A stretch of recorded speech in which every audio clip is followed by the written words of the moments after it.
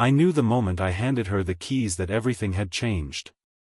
Not just the ownership of our lake house, but me. The broken man who had fantasized about revenge was gone. As I watched her face transform from confusion to understanding, I realized this wasn't the end of our story, it was the beginning of mine. Standing at the shoreline, the early morning mist floating across the water, I still remember the day Jessica told me she was leaving. Our 15 years together, our 10-year-old daughter Emma, our shared dreams, all suddenly secondary to her finding herself with her 27-year-old yoga instructor. The pain was excruciating, but what would happen next at this very lake house would change everything. When Jessica left, she took more than my heart, she took my identity. I was no longer husband, partner, or one half of the power couple our friends admired. I was just Mark, a single dad pushing 40 with a receding hairline and an expanding waistline, drowning in grief while trying to keep Emma's world stable. My architecture firm partners noticed my distraction, clients commented on my lack of focus, and my brother Dan kept showing up unannounced with six-packs and forced optimism. The lake house, our special place, became my weekend refuge with Emma. During those first months, I'd sit on the deck after she went to bed, nursing a whiskey, plotting elaborate scenarios of how I'd show Jessica what she'd thrown away. I fantasized about success, transformation, about her regretting her choice. Dark thoughts for dark nights. What would you do if the life you planned suddenly vanished? Share your thoughts in the comments below, ***. Then came the invitation. Jessica wanted to bring Sven, yes, his name was actually Sven, to the lake house for Emma's birthday weekend. It would be good for Emma to see us all getting along, she said, completely oblivious to how her words cut through me. My first instinct was to refuse, but Emma's happiness had to come first. That weekend changed everything, but not in the way I expected. Emma and I arrived early to prepare. I'd been working on myself, therapy, exercise, reconnecting with friends. My therapist, Dr. Rivera, had helped me understand that my self-worth couldn't be tied to Jessica's choices. My college roommate Miguel had dragged me back to our weekend basketball games, where the physical exertion helped quiet my mind. The pain was still there, but less consuming. I caught my reflection in the window, still not the man I wanted to be, but someone finding his way back.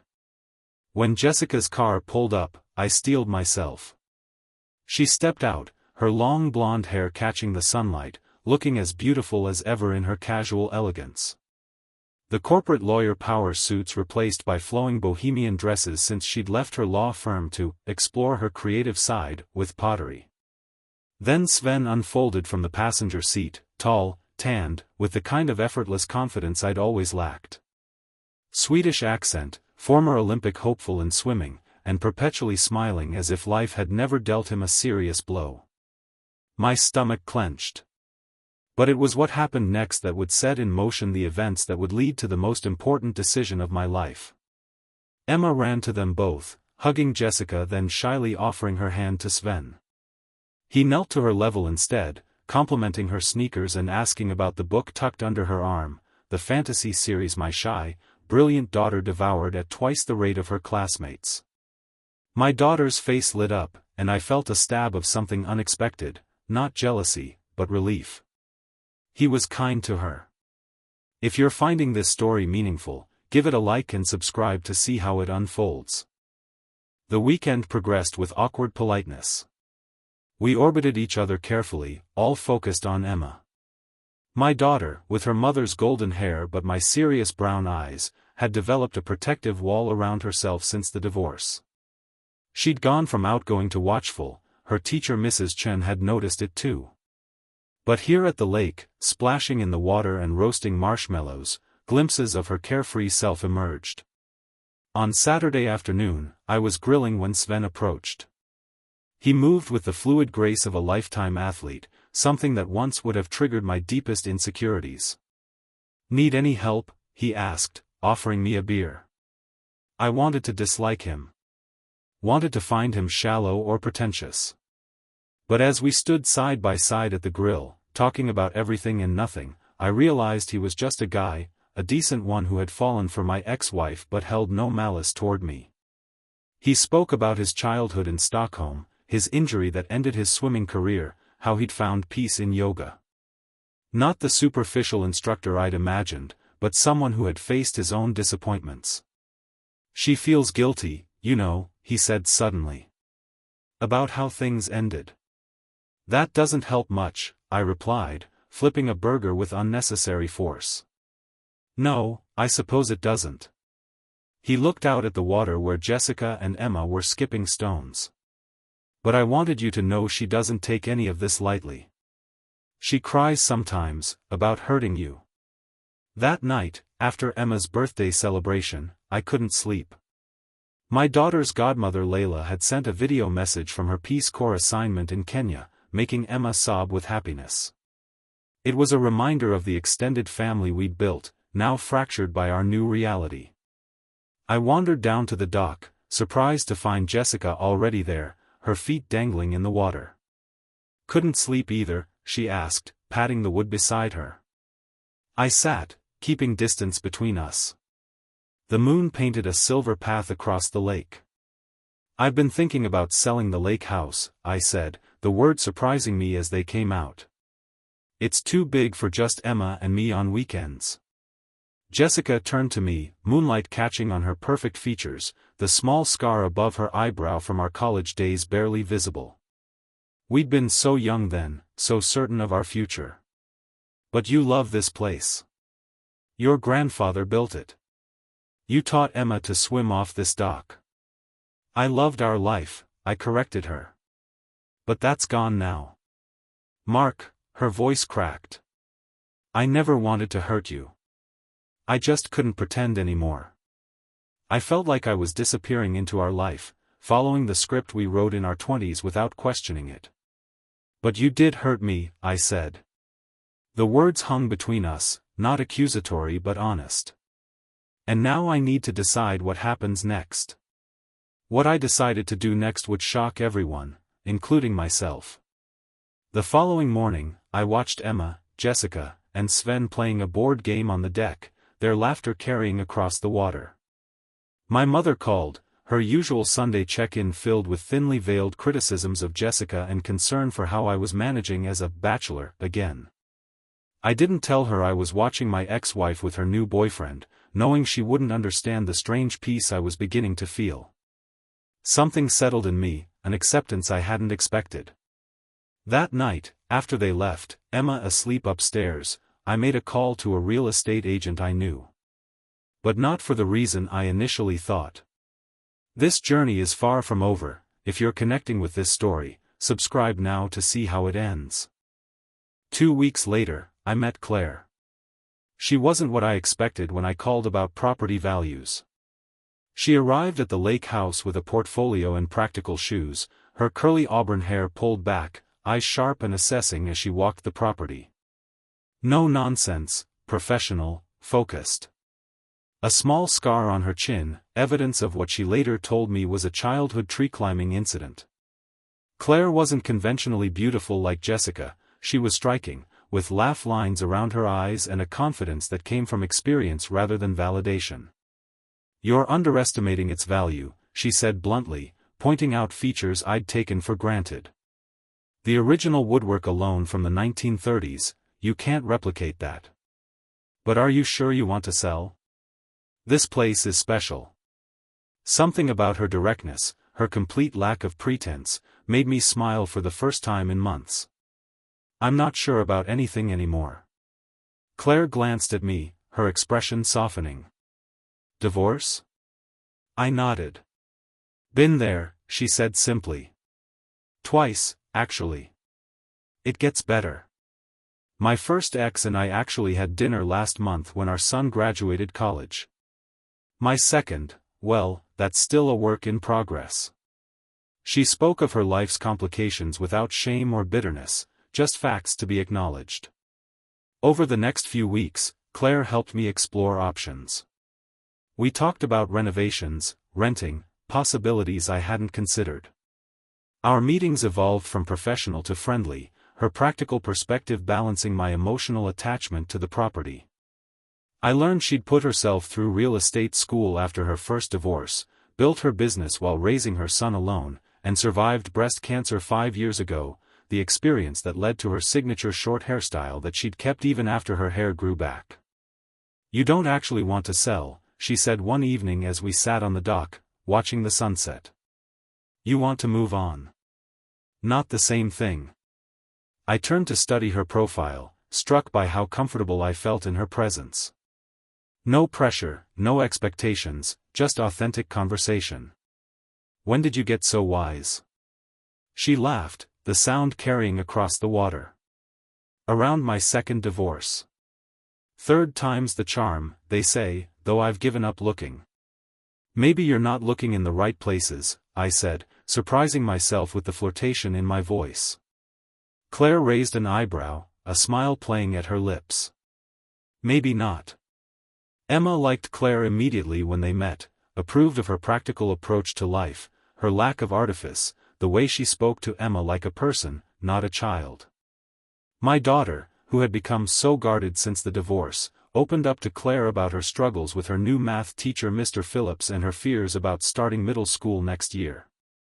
We started having dinners together, then weekend outings. Claire's 22-year-old son Josh joined us occasionally, his initial wariness of me thawing into genuine friendship. Life began taking on new colors. My brother Dan, initially skeptical, another real estate agent? Really, Mark, who became Claire's unlikely champion after she helped their mother navigate selling her condo. My oldest friend Terrence, who had never warmed to Jessica, gave me a knowing nod after meeting Claire at his annual summer barbecue. "She sees you," was all he said, but I understood. When Jessica met Claire during a drop-off, I expected awkwardness. Instead, Jessica pulled me aside afterward. "She's good for you," she said quietly. "I'm glad, Mark. Emma talks about her all the time, says she's teaching her to change a tire and balance a checkbook." That conversation led to my decision, the bold move no one expected. If this story has touched you, please like and share with someone who might need to hear it. 6 months after that painful weekend, I invited Jessica and Sven to the lake house again. Emma was thrilled to have everyone together. Claire came too, now a steady presence in our lives, her practical warmth a counterpoint to my occasional melancholy. Sven had proven to be more than a passing fancy for Jessica. They had built a pottery studio together, and he'd helped her rediscover the artistic passion she'd abandoned for law school. My mother still refused to acknowledge him, but my father had surprised everyone by taking Sven fishing and returning with grudging respect for the young man. After dinner, while Emma showed Sven her favorite stargazing spot on the dock, and Claire talked gardening with my neighbor Mrs. Abernathy who had known me since childhood, I asked Jessica to take a walk. "I've made a decision about the lake house," I said as we followed the shoreline path. "You're selling?" she asked, her voice tinged with sadness. "No." I stopped, turning to face her. "I'm giving you and Sven half ownership." Her eyes widened. "What?" "Mark, no. Emma loves it here," I continued. "She should have access to it with both her parents. We'll work out a schedule, maintenance costs. Claire helped me draft everything. Her first husband and she did something similar with their beach cottage. It can work if we all commit to it." "I don't understand," Jessica whispered.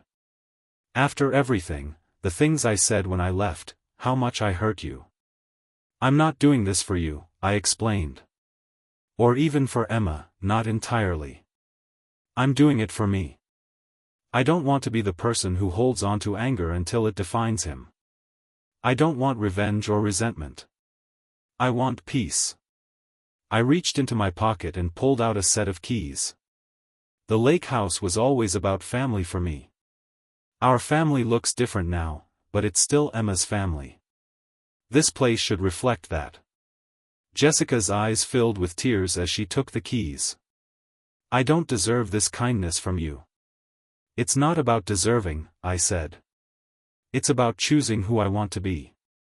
That night, sitting on the deck with Claire, her hand in mine, I felt lighter than I had in years. The pain wasn't completely gone, it might never be, but it no longer controlled me. "You did a good thing today," Claire said, squeezing my hand. "Most men in your position would have sold it out of spite or kept it to themselves." "I did the right thing for me," I corrected her. "The man I was a year ago wanted revenge. The man I am now just wants to move forward." Claire leaned her head against my shoulder. "That's what makes it remarkable. Though I should warn you, my son thinks you're crazy. Says you're too nice for your own good. What do you think?" I asked, turning to face her. "I think I'm falling in love with you," she said simply. "And it terrifies me." I touched her cheek, traced the small scar on her chin with my thumb. Being terrified together is better than being certain alone. In the year that followed, the lake house became a symbol not of what I'd lost, but of what I'd gained: perspective, growth, the capacity to redefine family beyond traditional boundaries. Emma thrived with parents who could be civil, even friendly. Her teacher remarked on her renewed confidence. My mother eventually came around, especially after Claire fixed the plumbing issue she'd complained about for years. Jessica and Sven married in a small ceremony by the lake, with Emma as flower girl and me surprisingly comfortable in my role as her father rather than Jessica's ex. Claire's son Josh graduated from engineering school and brought his new girlfriend for summer weekends.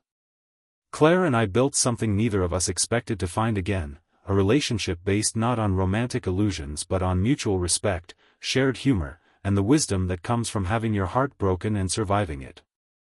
The lake house that had witnessed my deepest pain now witnessed new joy, not the happily ever after I'd once imagined, but something more realistic, more hard-won. My grandfather, who built this place with his own hands, would have understood that sometimes the greatest strength lies in letting go. Sometimes the boldest move isn't about revenge at all. Sometimes it's about finding the courage to let go of the life you planned and embracing the one that's waiting for you. If this story moved you, please subscribe to our channel for more stories that explore the complex journey of healing and growth. From which country are you watching? Let us know in the comments below, ****.